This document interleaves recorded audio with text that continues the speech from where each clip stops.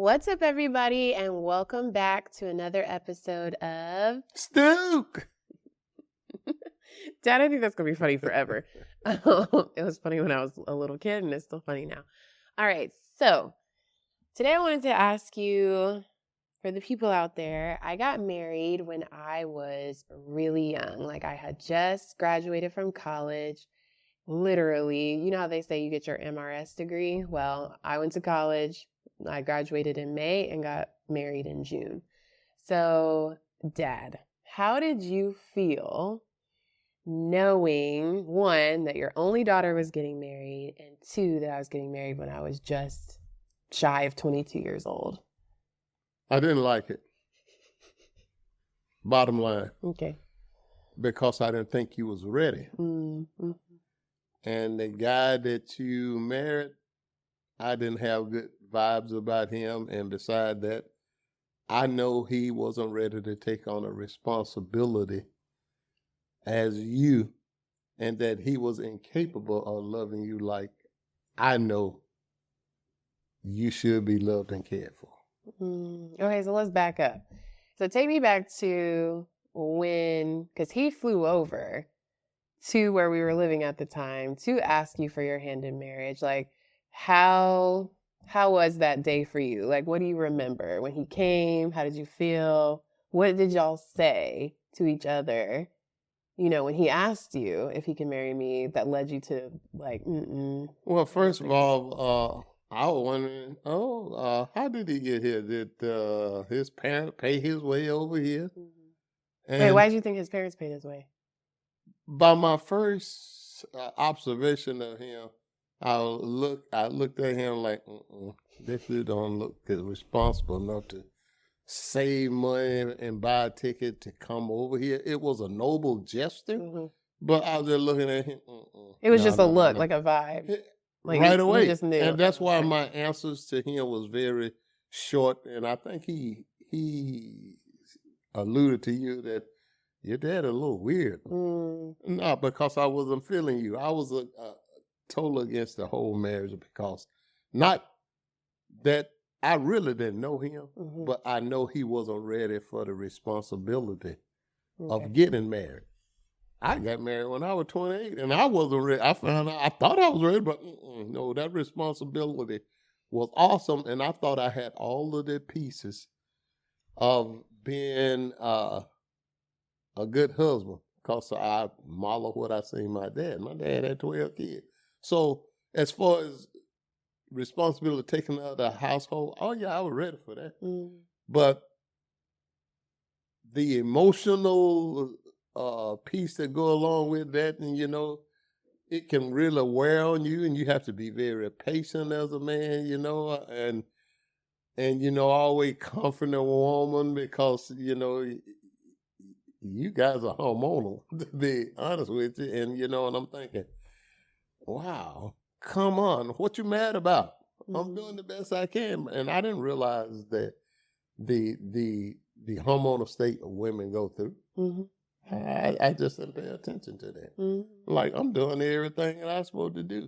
And then that should have been good enough. And I knew that this guy who looked not manly enough to me, he just looked like he wasn't ready for that responsibility. Well, what did he say? Like, what? He didn't have to say nothing. I was just looking at him physically, first of all. Okay. I was like, this guy right here been sheltered or whatever it is, you know, and he just didn't grab me as a responsible man. And I had been in the army, and you know, when you get soldiers, you can kind of size them up right away, who's responsible and who's not. And he didn't give me that vibe as one that would be responsible and that would take his responsibility seriously. He portrayed to me as somebody, a mama's boy, somebody wanted to be taken care of instead of him. Even though he didn't say that, that's the vibe that you got. What, he didn't have to say it, so what led you to believe that? I mean, my gut just told me that, and I was just watching him as a man, you know. I was looking at him like, this kind of guy right there is something confront you, he'll be the first one to run. Would he be the first one to sacrifice himself? I didn't get that vibe. Okay. So like when it was just the two of y'all together though, and he was like, Mr. Jackson, I don't know how it went, but like, what did he say? Can you sum it up or do you remember? I did most of the talking. Oh, what did you say? I told him, look at here, these are the things that I want for my daughter. I went down the whole list for him, I said, look, she's just not somebody you can go to bed with. She's a responsibility. And I want you to ensure that she always feel loved. She don't know what it feel like to be loved. Because I always had tried to show her that. Mm-hmm. And he was kind of looking at me, all bug eyes. I'm like, I had to make my intention very clear. Because guys like that, you can't expect them to read between the lines. And I didn't want him to have any mistake about my feeling towards you. Mm-hmm. I said, she's all I got. And I'm willing to die for her. Are you willing to die for her? Because that's what you're telling me if you say you want to get married to her. I don't want you to just look at her because she's nice looking, she's fine, and you got your constant bed partner. Life is a lot more than that. Yeah. I told him that. Mm-hmm. And that's why when we come back, he was very quiet. I remember. Mm-hmm. And then your mother come to me, what did you say to them? I said, what do you need to hear? Yes, sir. And really, I meant every word. And I know you did. I know you did. And I wasn't going to apologize for that. Mm-mm. And I think that, I remember that situation. And I remember feeling like in that moment, man, I really wish that my dad was happy-go-lucky and like, yeah, your jolly self and how you are when you truly, like dad's stamp of approval. But I knew in my gut that you didn't approve, but I just wasn't willing to like approach the topic with you because I was too afraid of what you would say and then what would transpire after that. So why didn't you just go ahead? Like if you didn't feel like it was for me, how come you didn't go ahead and just say, like you're not allowed to go? Because your mother told me don't mess up your happiness. Okay. And I was looking at her like, this won't mess up her happiness. She'll thank me later. But me is a kind of critical when it comes to their daughter. But if you had been a guy, it'd have been all right. Mm-hmm. But I still would have told him, this is somebody's daughter. If I had a son, I would have told him the same thing. This is somebody's daughter that you are bringing into your life. And she's giving up the Jackson name for his name. Mm-hmm. You become her responsibility now. And I thought it was a responsibility that he wasn't ready for. What did he know at 20-some years old? And I was looking, I was wondering, did he have a job? You remember I asked you, he got a job? Because he don't seem like he the type of guy that will get out there and work hard and do what it needs to take. So, okay, let me give some backstory. So I got married at 22. And I met my then husband when I was 20. I think it was around 20, right? It was maybe younger, like 19 or 20. But anyway, when I went to college, I joined this church. And the church at the time that I was attending, like I thought it was, the bee's knees. And so one of the church's pillars definitely is family.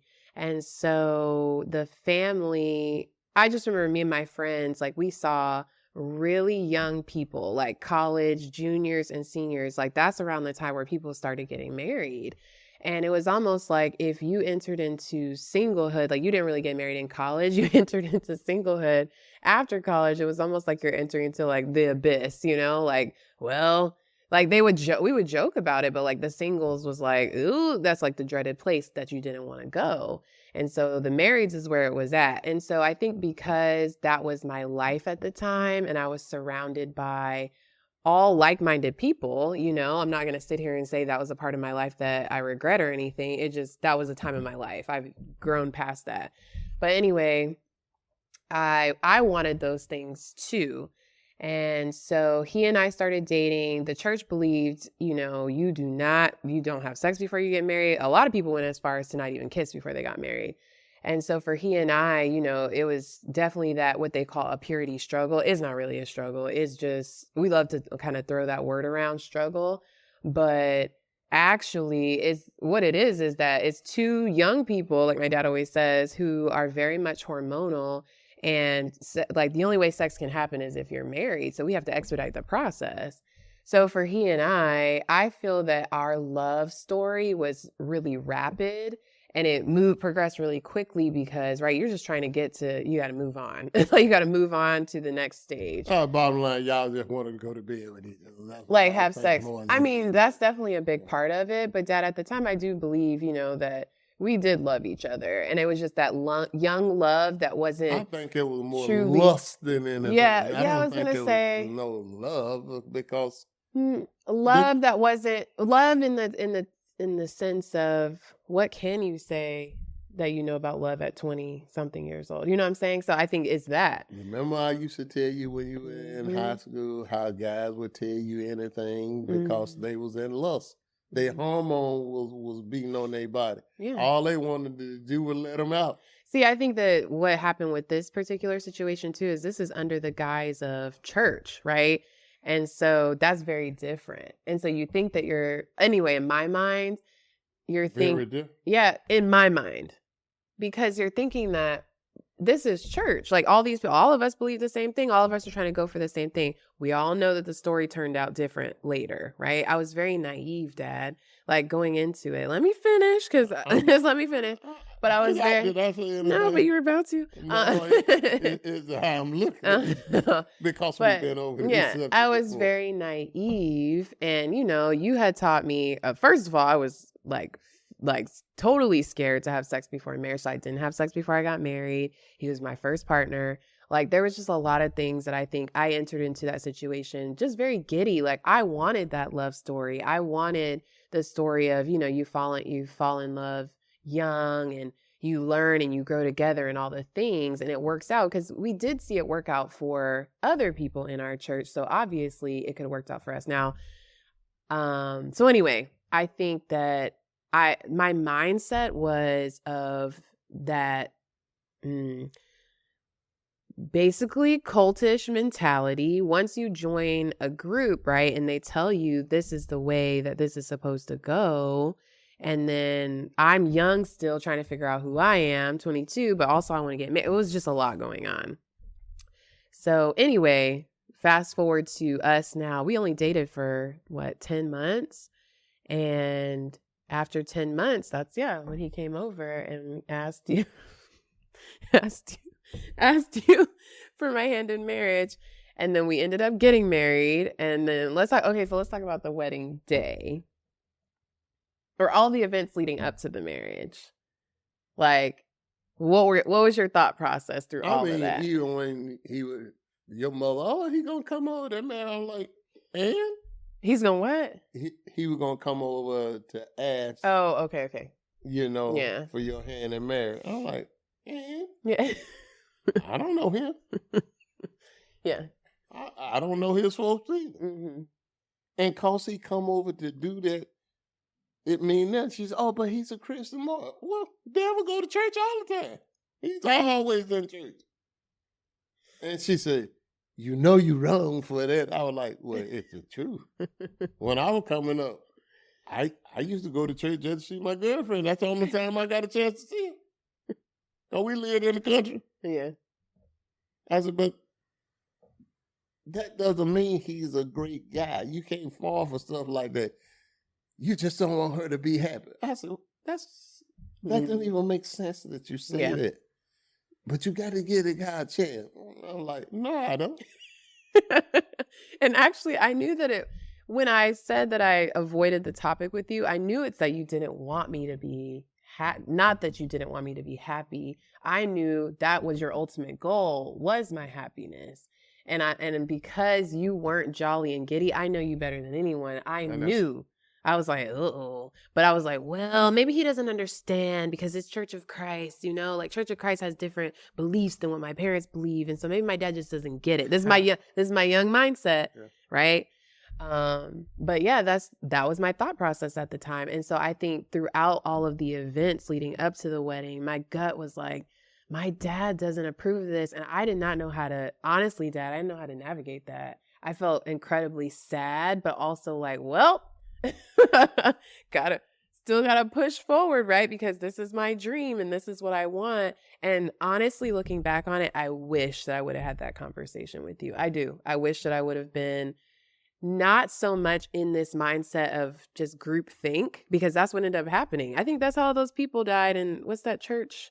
Anyway, there was this church in like Africa or whatever that the white man, and he got all those people to commit suicide by killing themselves. It's like groupthink. Anyway, that's the subject for it. Jim Jones? Yeah, Jim Jones. That wasn't during that time. No, it wasn't during that time. But what I'm saying is that powerful to where you start believing every single thing because everybody around you thinks like that. Yeah. And so I wish, because you didn't. You were like, I remember you sitting down with me and being like, Court, don't you feel like this is a little you when it came to the church? And I was like, no, it's fine. Well, I was like, my parents are just against me. No, I said, you have to read for yourself. You can't depend on somebody to tell you something. They get interpretation. I said, you smart. Yeah. Read for yourself. Yeah. And I'm telling you, that's what happened. And it's just, anyway, I just wish that I would have had that conversation with you because it really hurt me on my wedding day I'm coming out, veil on, dress on, pictures on, walking down those stairs. I remember the staircase I came down to see your face at the end of the staircase, and you had a weird rash situation on your face. I was not happy at all. I didn't want Dad, that. you had hives. I was like, are you all right? And you were like, yeah, I'm all right. I was trying to pretend to be all right in front of all of your friends and everybody because it was a big day for you, but no. I wasn't all right. And I can tell right now you're still. And tell you the truth, I didn't want to be there. A couple of times I thought like, no, I'm walking out of here right now. Yeah. I'm not doing this. But you know, I'm listening to your mother, you know, I mean. And why did you choose to listen to Mom over causing like a scene? Because we supposed to be together on parenting. Okay.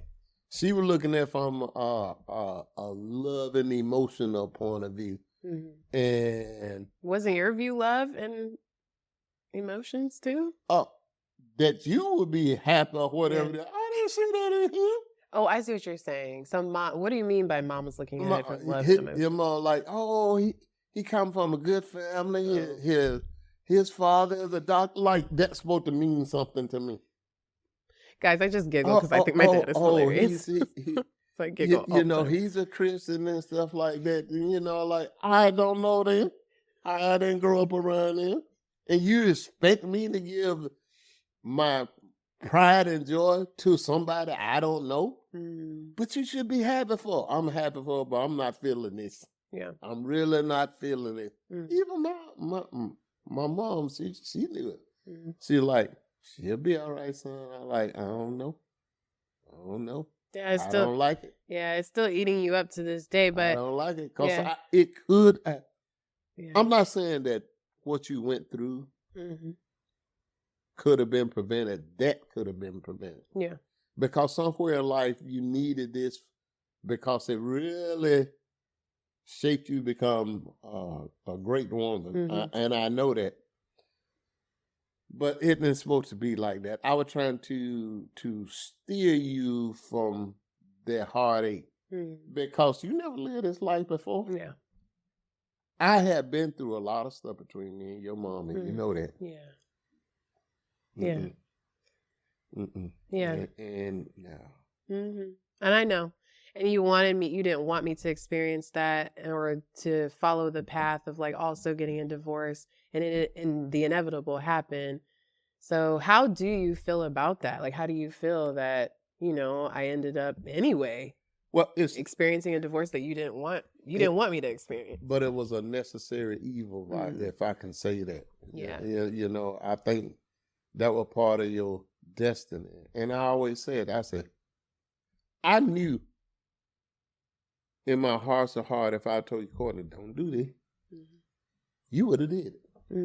You would have stopped. Because of my personality? No, because the way we were. Oh, I see. But then again, what if I was wrong? Oh, yeah.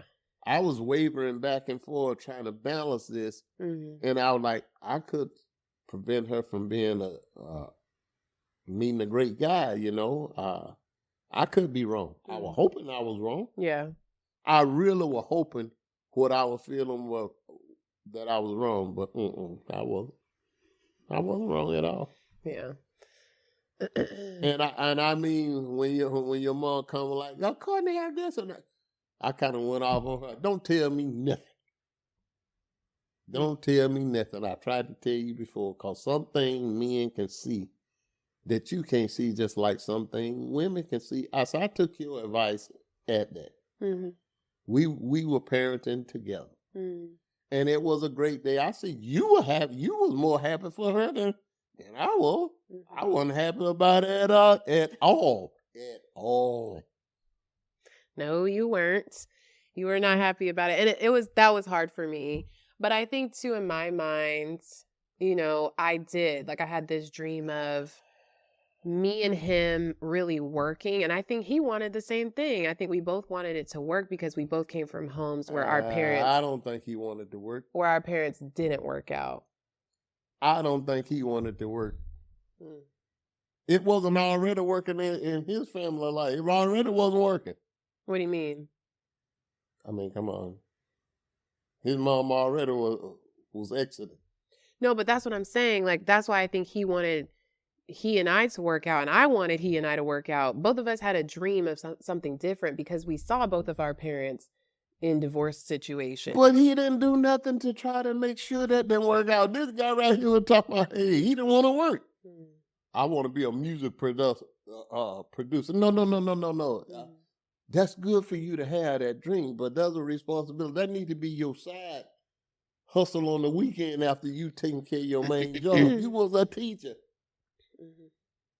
And we had no money. Yes, and we had agreed though that like I would work and he would not work.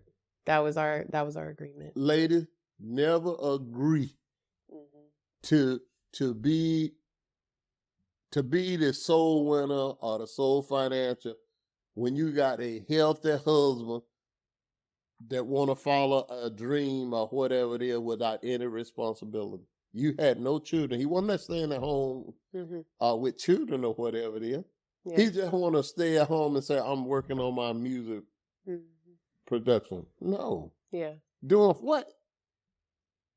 You had 16 hours at home. You mean telling me 8 hours you can't be out shooting your hustle? You got responsibility. But here you are, the one that paying the rent, buying the food. And, oh, no. How did it make you feel that I didn't choose somebody like you? You know what I'm saying? Because like my whole life, you never, like, I'd be like, Dad, give me some money. But I just never had to want for anything. You know what I mean? But I gave you allowance too. But how did you feel that I actively chose to be with somebody who was not like you? And I would tell you, as a Courtney, you might love people. You may love this guy. But you can't love a person so well that you are doing all of this work and they're laying at home. There's nothing physically wrong with it. But he said he want to be a music producer. That's good. I hope he do. But in the meantime, he need to be out having a job to help you with these finances. How you going to eat? Here it is, you taking on all that responsibility. When I come to visit you that time and where you looking, I'm like, woo, hey, what's going on here? You look like you're not even taking care of yourself. I remember. You had gained weight and stuff like that. And I was like, So I started looking around. That's why I didn't say too much to him. We didn't talk. Yeah. I remember. And I was like, talk at all. I was like, ooh. And he knew why. He didn't have to say nothing. Yeah. I was like, nah. And when you and I went out there and I said, come on, we gotta go shopping or something like that. Why are you doing this? because you believed in marriage and you wanted to work. I did. But it was incredibly humbling, though, Dad, in that moment. For like that. That's what I wanted. You know what I'm saying? Like, I think I wanted him to see me the way that you saw me in that moment. Like, okay. And I get it. I get in relationships, you're not supposed to be a mind reader. I understand. But I think in that instance, I did want him to be like, you good? Like, I see that I'm putting a lot on you the way that you did. So when you came and you did that, you were like, your hair, you were like, your hair, this is not you. For you to come in and see me in that state and know it's not me, I realized in that moment, uh-oh. Like, I already knew. I was like, oh no. Because this is what I want. This is a facade of what I want. Or this is like the bootleg version of what I want. And so the two are not matching up. And I can't make somebody be something that I want. You know what I'm saying? I don't think he can make me be what he wanted either. So I think the two, it started to slowly crumble down after you came. It was slowly after that. Because I remember then after that, you called me. You had like a dream, right? Or something told you to call me. Like, yeah. You always had that connection. I said, she's not doing well. Yes. I feel it in my spirit. Yeah. And it could be because I already had seen you before and it confirmed what I was thinking. And I was like, So that everybody can understand context, you lived in overseas and I lived in the States at the time. Yeah. So that everybody can understand. And then you flew over to visit, and then that's when you noticed, nah, she's not well. And then you went back home, and then one night out of the blue, like maybe some months later, you called me. And for me, it was like the middle of the night, but for you, it was the daytime, I think. And you were like, are you all right? And then I slowly told you, at first I said, yes. I was like, yeah, I'm okay. And you were like, no, tell me the truth right now. And I said, well, I had to say, let's separate. And so we started separating in the house. And then after we separated in the house, it led to me moving out. And you were like, you got to go. And I remember you were like, whatever you need to do, I'll help you and you can leave that house. I was ready for you to go a long time ago, tell you the truth. Because I seen, what you married, 5 years, 4 years? 7 total. But 2 separated, 5 together. And I was like, I already seen that one work. And I was like, you don't have to live like this. You can come on. Yeah. There's always a place for you. Please come, get yourself together or whatever it is. Because to me, if any man cares about his wife, he going to do everything in his power, like I say, to provide for his wife. Because I can't say family, because y'all didn't have any kids. But wife, he not going to leave all that responsibility on you. There's no way. And then you're going to tell me I love you? Huh? What part of that am I missing? You want to stay at home talking about being a producer? No, you do that on the weekend. And if it happens, fine. But you still are contributing to the welfare of your family. You took his name. And you remember I told you before, I was like, don't take his name. I said, make sure you put a hyphen on that. And like, no. And he would do. Yeah. And he the one told me, no, I don't want that like that. And I was like, I remember. Yeah, I remember. Yeah, I remember. So I guess, how do you feel now knowing that it didn't work out for me the way that you envisioned in your mind since I've been a little kid? Well, all I ever wanted is for you to be happy and to have a husband that would love you like I did. I don't think he could ever love you like I did, but truly love and care about you. You're a prize for any man. I'm telling you, Court. You are a prize for any man because of your value and what you believe in family. I love that. And I say that we know our friend that you were with in this other place. Indeed, he was the right guy. But I know why you in it, because you didn't want him to be like me. I know that. Yeah. But that's a different story that everybody don't know. Yeah. But I know why. Yeah. And I wanted to tell him so bad. But then I had to look at him too and say, let me see. Is he gonna love you much as I think he is? Because if he is, he'll hang in there. Yeah. But he did, but he was devastated though. He was more hurt than anything. Yeah.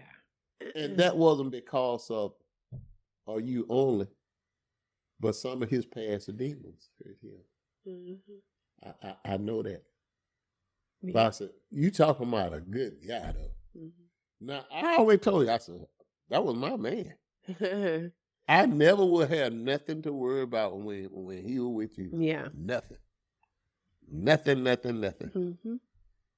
But still, God got a way of doing everything, because it still looked good to me or whatever it is. There still was some things that you've been through that he would never fathom because he never been through them himself. Yeah.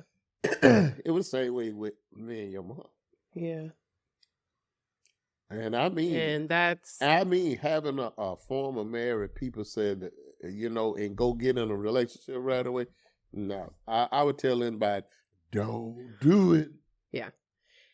I think that's definitely where that's where that came from. And for me, I didn't want to, my fear was he would end up like you. And I just didn't. I saw it because I saw that my whole life. And I had to, as much as it hurt me, I had to free him from that. I was like, Because you loved him. I know. So it hurt, but, and I believe that the universe has a way of doing things and a way of working things out. Universe, God, same thing, right? Working things out. God is always the first cause of everything. Mm-hmm. And people say universe, I said, that's God. Just call it for what it is, because would it be a universe without it? Yeah, I think that's a whole. We're gonna get into that. But you already know my belief on that, and I'm not here to. No. We're not talking about religion right now, or belief. We're talking about marriage, and that's okay. I think overall, though, how everything worked out, that was my journey. That was like my guidebook for this life. It was written in there. And I do believe that, yes, could it have been, that particular situation avoided? The lesson, no. Mm-hmm. And so the lesson I've had to learn. And then when I chose, to do other things, I had to relearn it. Mm-hmm. And so now I just feel like I'm at a place where just being your daughter who's gone through all that, I see all of the value in all of the things that have transpired. I do. At the time, I may not have seen it, but now I do. I'm like, like I understand why you sat in that recliner like, I don't want to talk to you, or, I don't want to shake your hand, or I don't want, at first, because I'm young. I was like, I don't get it. My dad, I just said hello and that's it. And I was just sitting there looking at it. Yeah. But I think that's how it goes for a lot of us as daughters. He was very uncomfortable with that. Because I was like, that's how it goes for a lot of us as daughters. And there were other factors in our situation as well. And I get that. But nobody's situation is perfect. But I wanted to talk to you about this today because I know, right, like this can help somebody else. This conversation in particular, because hey, like our dads, they know. They just know, especially if they know you well. Like our dad's wisdom and the value that he brings to these types of conversations is not something to be ignored. And so I think if I had to go through it for somebody to not have to, now, again, the lesson can't be avoided, but maybe the situation, then I'd love to share it. So that was what I was feeling. Yeah, I just wanted to,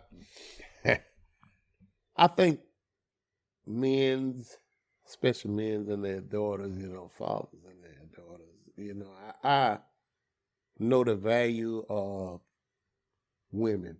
Every person out there, if they got any kind of, even people that mothers is not good, they still love them because she carried them for 9 months. It's inherited.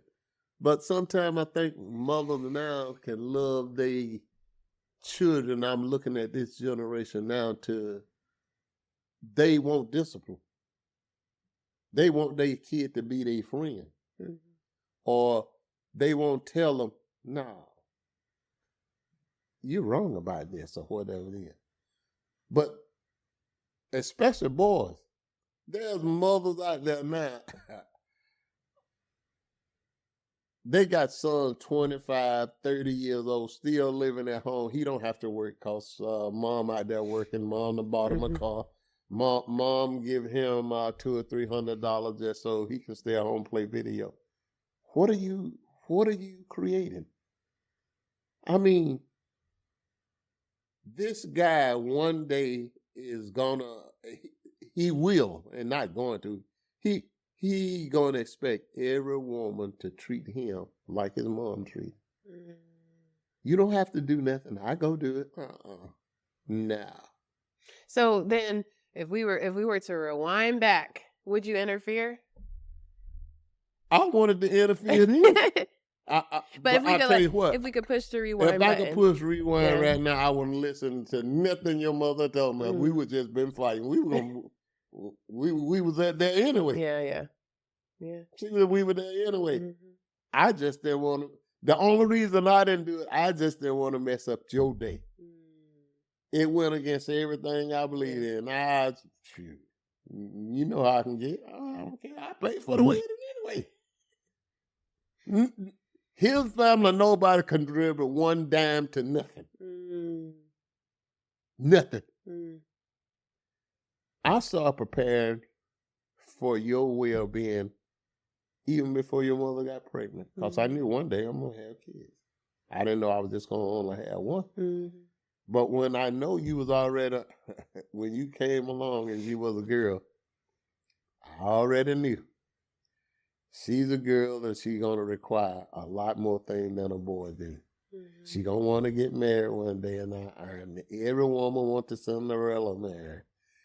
But I won't do that again. I won't pay that much money for no wedding again. I was like, keep the money. You remember, I think I told you that. Yeah, keep the money. I said, keep the money. Go listen, to the White Dad, House. next time, honestly, no, I'm serious. I would keep, next time, I'm not going to spend that much money on a wedding because I would rather travel the world, and get out here and do all the things than that. It was a beautiful day. So I want you to know I'm really grateful for that. And I've done it once. Thank you so much. I truly got the Cinderella experience.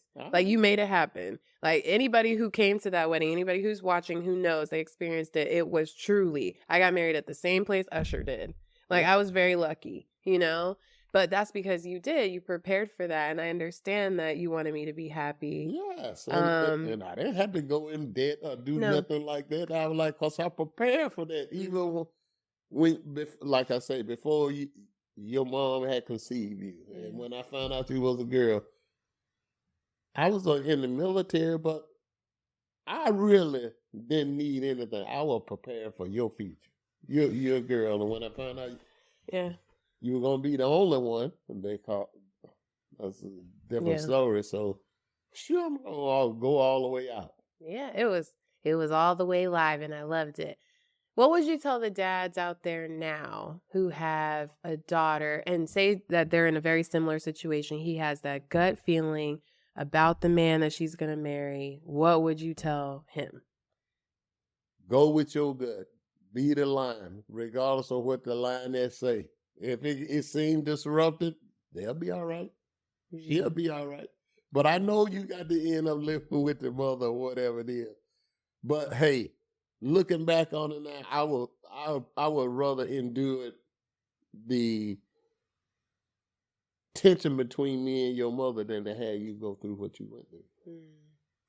And to the daughters out there, I think, that conversation that you're avoiding having with your dad that you should have with him, go ahead and have it. Yeah, have it. Please. Go ahead and have it, because there could be value, or there will be value in it, but there also could be a great opportunity to truly understand each other, right? And to truly hear each other. Because I think what you say earlier is all the things that we don't say.